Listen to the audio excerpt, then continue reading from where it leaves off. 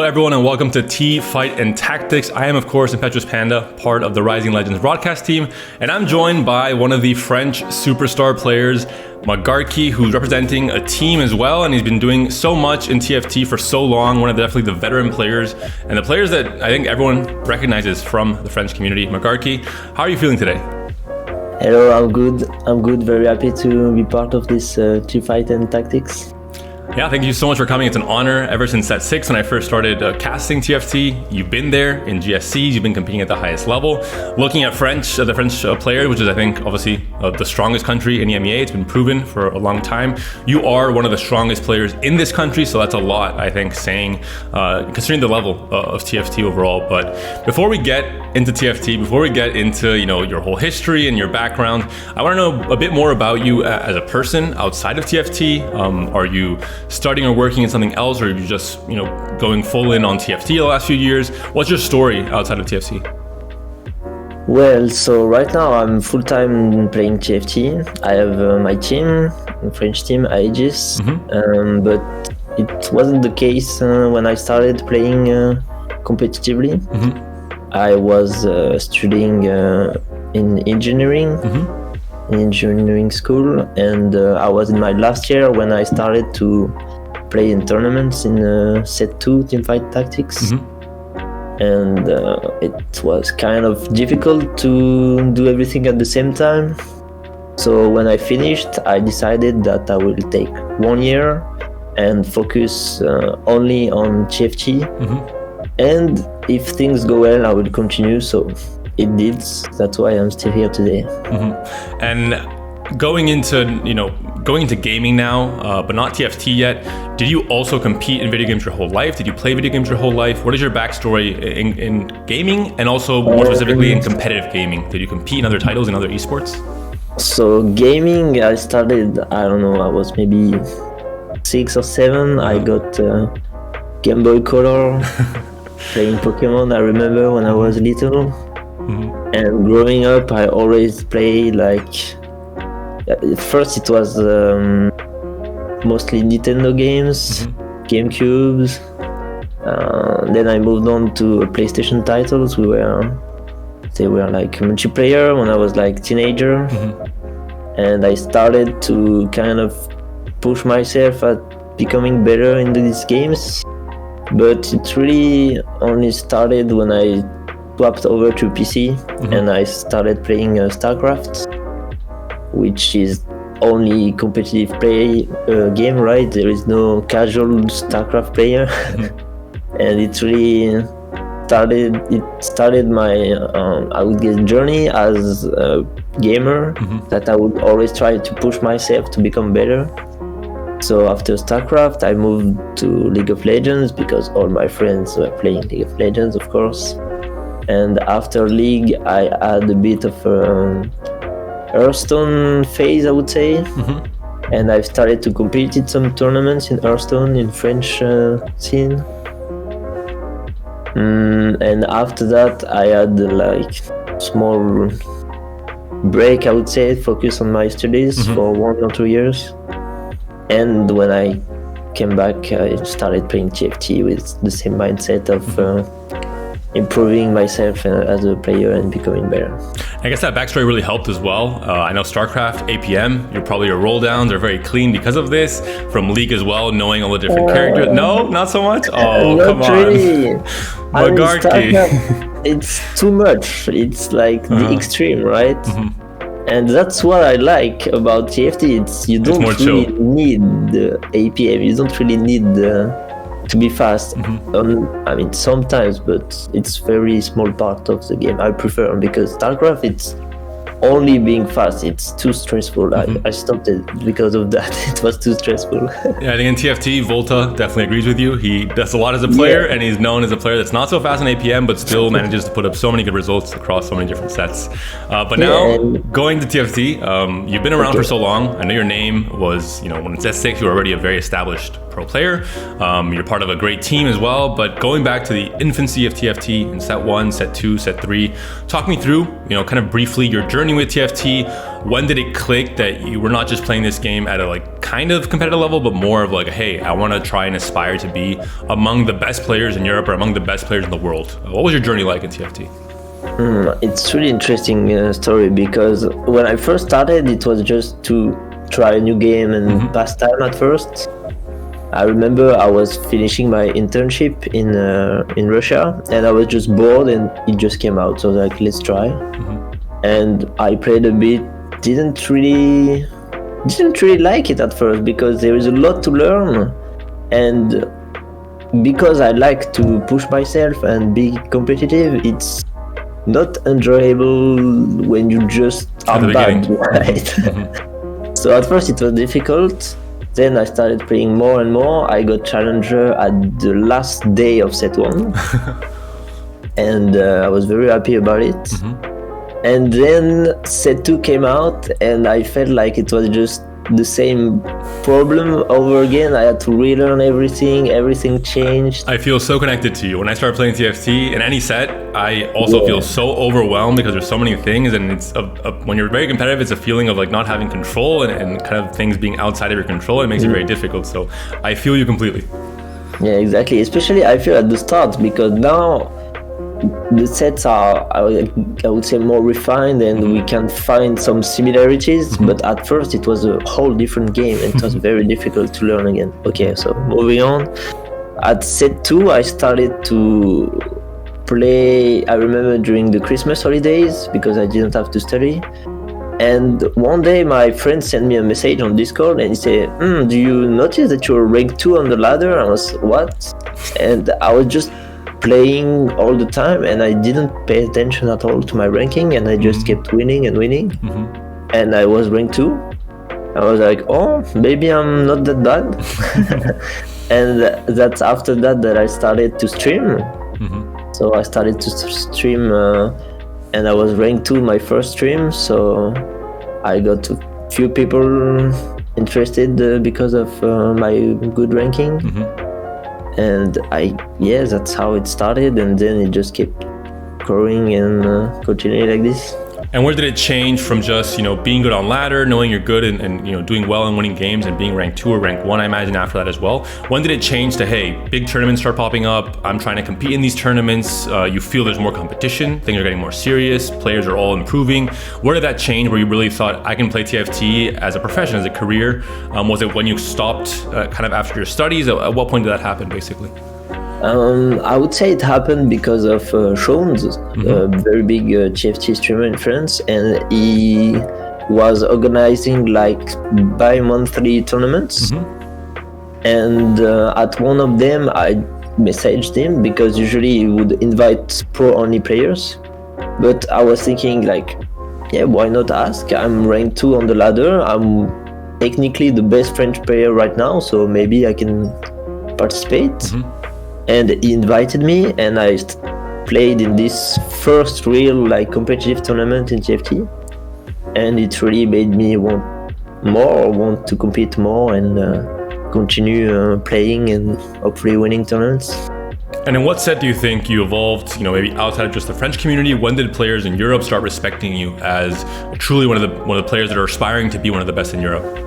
To be fair, for a long time I wasn't one of the best French players, but the French community has so much good players, so that's true. I would be, I guess, in the top 10, but Voltairix and Double were so much better than me. But I would say that recently, in set 7.5 and now in set 8, it's when I started to really step up, and now I would say I'm on par with them. But it took a really long time, and I had to change a lot of my playstyle, which was very different 1 year ago. So yeah, it took some time, but now I'm getting there. And you mentioned a bit about Sean's and the French community, a little bit of the players, etc. But I think our viewers are very interested, and I'm very interested to know, how did French community really start growing to the point where it is today, where I think it's been almost a year or 2 years ahead of every other national community in Europe in terms of the investment from outside of the game into TFT from big organizations, the numbers you guys put up on streams, especially with players like Sean's and I'm So Fresh. What was kind of where did the growth start? What do you think are the reasons, and is it like a pivotal moment where someone or a few people really started giving it a lot more traction, or do you think it was like a natural organic growth throughout the last few years? I mean, it's a very difficult question. I think one of the main points is definitely Sean's, I would say, influence on the scene, because he really liked the game, he really liked tournaments, and he made things happen, basically. And because he had a big following and people believed in what he was organizing, everyone just grew with him, I would say. And that's one of the main points. Another point is that I would say French mentality, we are in games, we are really competitive, and because most of the best players stream, if you're a French player and you're just like, okay, I will open up one stream, you have maybe 3 or 4 of the best players live basically anytime during the day. And you can just look at the best gameplay, and it's like everyone would be pushing each other higher. And I guess the brands and the people wanting to organize bigger events like the X6 saw that, and that's what made it happen. I guess also the spillover from League of Legends, the French community overall in League from the very beginning has been very involved from a team perspective with Vitality, Millennium, from a player's perspective with Yellowstar and SOAS, etc., the very infancy of League of Legends. And I think with I'm So Fresh, for example, and other big names in TFT now also have a very big history in League of Legends and very big audiences that they brought along. And now Carmine Core, of course, is also a very good example. So I guess that does kind of make sense that it just continued to grow in TFT as well. And now you guys seem to have everything figured out in terms of LAN events happening as well. You still seem to be so far ahead of not just Europe, but I'd say even NA and maybe comparable to China in terms of the outside investment, the things that really incentivize players to say, hey, there's these big tournaments happening, there's these really big streamers finding success, I want to improve the game, I want to get better, and that just creates this like chain reaction that I think you've definitely felt in the last few years. One of those chain reactions is Aegis, the team that you're part of and was created, I believe it was a year or a year and a half ago. Yeah. Tell me the story of how that came to be, what you felt being a part of that team when you got picked up, and how that journey has been for you. So 1 year ago it was created. Sean's started to talk to us players like back in December 1 year and a half ago, and at this point I was still like kind of a small streamer, kind of just growing, and I felt like it was such a good opportunity to be part of this team, and with teammates that I already like spent a lot of time training or playing with them, so Padball and Unid.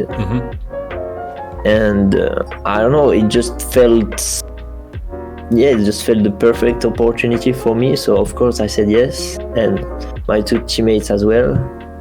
So we started 1 year ago, and we've been playing all the tournaments and LANs in France, and we've won a lot. And what's funny, it's when we go to an event, it's like we are the one to other people want to see lose, right? Because we are the bigger team, we are the best players, we come 3 of us, and it's like everyone wants to be better than us, so it's good in this aspect. And you were also recently renovated, I saw on Twitter a few days ago, February 15th, I think it was. You guys all got kind of extended your contract with Aegis for another year, so congrats on that. I know, as you mentioned, you felt you've improved as a player. I think the results are there as well. I know the Hex League, for the viewers watching, is the national kind of TRC that France has, its own national league. Every country does it a little bit differently, and France has a 16-player league where players play on several different weeks, and then we see the results over the course of many different patches. You had good results in the first editions of this last year. I think you were top 8 in both of them. Not the best results, but still above average. And with France, as competitive as it is, it's still a huge accomplishment. This Hex League, you've done even better. I think you finished 3rd in the standings and 4th in the final. So what you've been saying about your improvements, I think it's noticeable. What do you think changed? What do you think helped you improve? Is it just different prep? What has kind of your cycle of improvement been like? Oh, I know for sure. Because it took me a long time to find. So I would say I got, like, as I said before, one of the top 10 best players by having this one play style where I would play not to lose. I would play to top 4, and it got me far.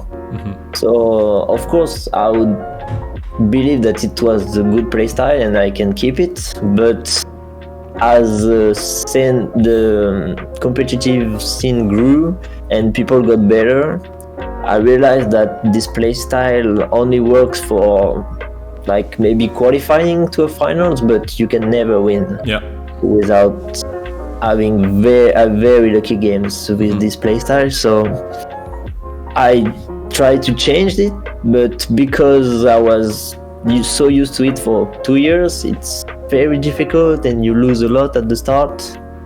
But I would say after 6 months of practicing, so I would say a whole set 7 and 7.5, I really managed to change how I play, and the results, as you said, we can see them. I did better in the X League, and even in tournaments at the end of 7.5, I won one, which I didn't since, I don't know, 1 year before. I didn't win anything.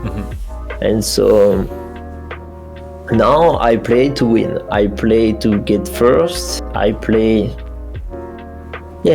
take more risks. And sometimes you might go 8th, but if in this playstyle you have more wins, then it's worth it, and that's what happens. So, and I guess it just inherently gives you more confidence as well when you're playing to win, and then you do win, and you know that, hey, I can win lobbies with some of the best players in the EMEA, and that makes me know that I deserve to be here, and you deserve to continue improving and have that confidence going forward. So it makes a lot of sense to me. Was this something that came from within fully, or did you also have certain people that helped you reach this next level? Maybe your teammates that you need in Paderborn, or maybe the French community as a whole?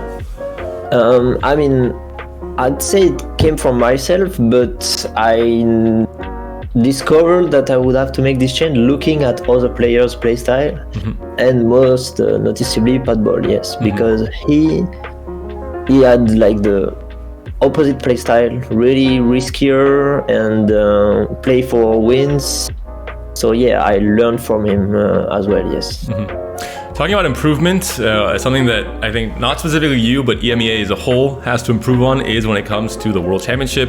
In the last few sets, in set 6, it was 4 French players that went to Worlds, and Royson, the Polish player. Last set, France, in terms of results, maybe wasn't as dominant, but still obviously very, very strong. But both sets, EMEA did not do very well in Worlds compared to international competition. We kind of deflated. One question I have, and something that I've talked about before in other podcasts and other conversations, is maybe what's missing in EMEA is more of a mix in terms of working towards kind of a bigger goal with not just the French community, but different communities working together. Some of the top players trying to work together when it comes to the final part of set when you're going into Worlds. Do you think this is true? Do you think if you guys tried to work more with the Polish players, the Spanish players, Day 6, some of these top players, the overall level would increase and we'd do better in EMEA? Or do you think it's a different reason altogether? I think it's a good point, but the problem is we play against each other until the very last week, and then after we would have to team up for 1 or 2 weeks to compete on the World. So maybe it could be helpful, but I feel like because we play against each other so often, it would be difficult to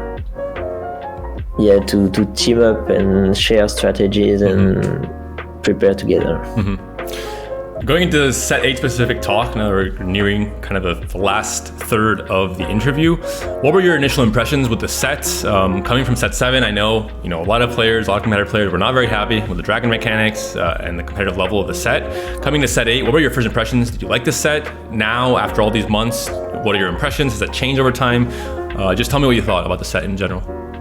When I first played set 8, I was like kind of scared of the hero augments because it's the main mechanic of the game, and I was thinking that everything will revolve around it, and if you don't have your hero augment, you're kind of screwed. But they made changes addressing this, adding 4 rerolls only for the hero augment, which definitely fixed a lot of issues I had with this mechanic. Apart from the mechanic, I really liked from the first day the design of the champions, like Nunu, Fiddlestick, Syndra. I feel like all the legendaries have very unique identity, I would say, and most are really powerful. You really want to have them on your board. You're not like, oh, it's legendary in my shop, I can't play it. Like you have a god, you're like, oh yes, let's play it. So this is something I really like about this set.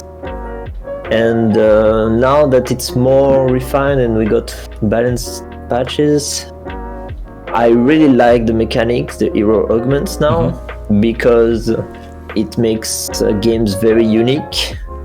Of course, if you get only one cost hero augment, a lot of players are gonna reroll, but it's like 1/4 of the game. So okay, I'm gonna play 1 cost carry 1/4 of the game, and then sometimes you have to play 2 costs, or I would play Draven, but if you don't have this specific augment, you can't play Draven. So it creates a lot of diversity, I would say, a lot of different games, which I really like.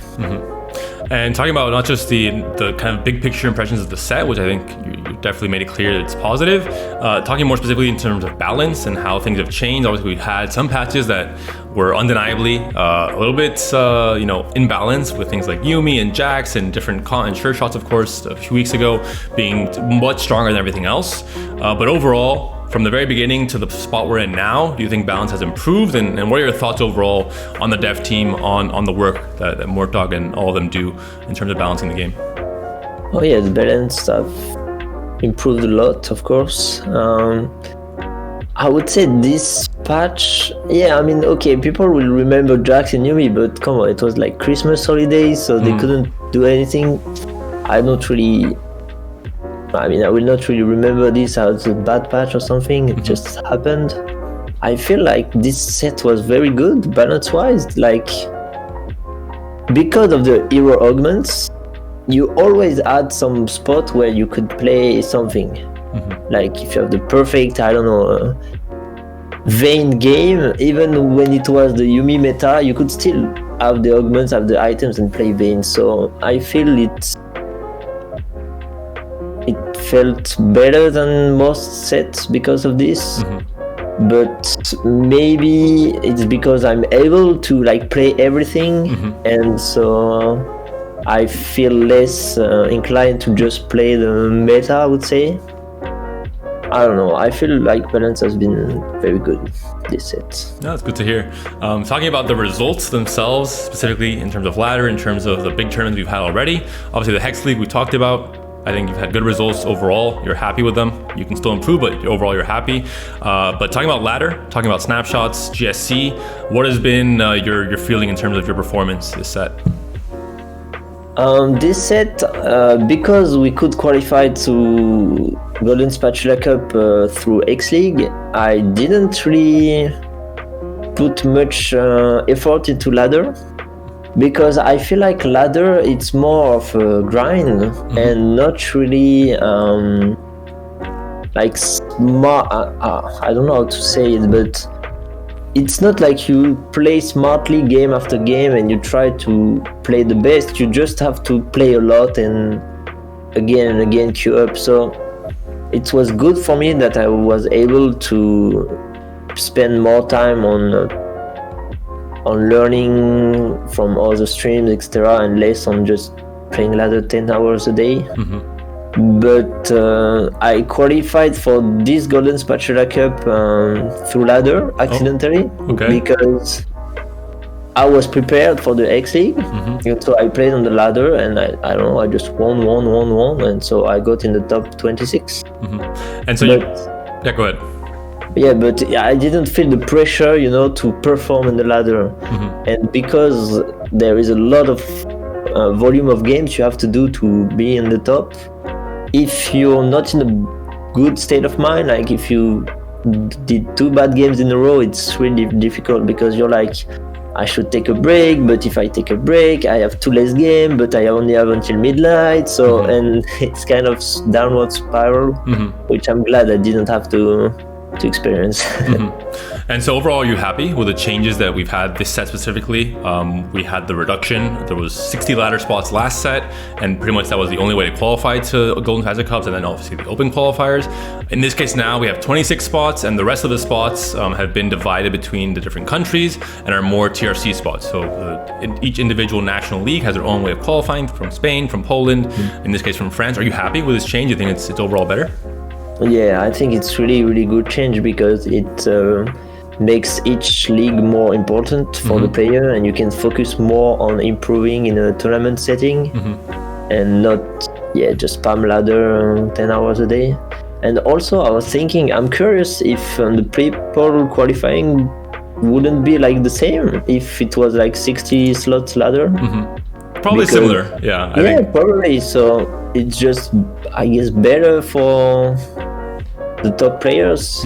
I mean, of course, if you're like, I would say not average, but if you're like just barely top 60 player, and maybe you're not part of a league, now it's a lot harder to get in the top 26 and be able to participate. But that's just one edge case, I would say. So it's fine. And there are more openings for players that are maybe very good at TFT but don't have the time, as you mentioned, to grind hundreds and maybe in some cases thousands of games in a mid-set, and they can still qualify to the regional league if they're good enough and if they do well enough in tournaments, even though it's a smaller sample size. So I think that makes perfect sense to me as well. But now we're going into the end of the interview, and for all the interviewees, I've always asked them this very tough question. You've been around for a long time. You've seen a lot of very good players come and go and perform at a very high level. What is your top 5 historically in EMEA of players that you respect the most? No order, it can be in any order, but okay, top 5. The 5 players that come to mind. Okay, top 5, Double, Lelouch.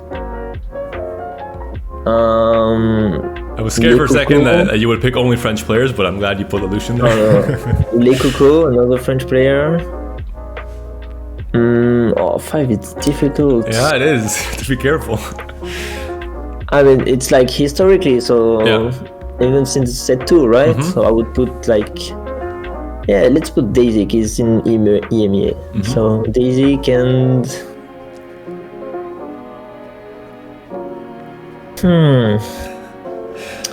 yes, I know, Lev. Lev Trotsky, Lev Trotsky, I guess historically speaking, there are big names from set 2, set 3, set 4 that maybe aren't irrelevant today, but definitely did a lot to impact the competitive scene. Unfortunately, during the part of TFT cycle where the tournaments weren't really quite there in terms of prize pool, in terms of everything big as it is now with TFT growing so much. Lastly, before we end, Magarky, are there any shout outs you want to give? Any players, anyone that really you appreciate their support, that have helped you shape into the player that you are today? I mean, mostly big thanks to the French community. Of course, you guys know I spend a lot of time training and playing with you and sometimes beating you. So thank you a lot for making me the player I am today. And this interview will, of course, be aired during GSC number 2, which you are going to be playing in, of course. Before we get to that tournament, what are your aspirations to end off the interview? What is your goal? Do you want to win the tournament? Are you happy with final day? What is your confidence level and kind of your goals for this tournament? I want to do better than last time. So last time I didn't make it to the final day. So I would try to make it to final day and score some points. Well, best of luck, Magarky. It was a pleasure having you here for the interview, learning more about you as a player. I think you're a name that everyone recognizes, but now it's good to know more about your backstory and the fact that you're kind of on this very good upswing where you feel more confident, you feel you're in your peak form. I think that's always great to hear from our players in EMEA. So thank you so much for joining us, and hopefully you can do well in GSC number 2. Yes, thank you.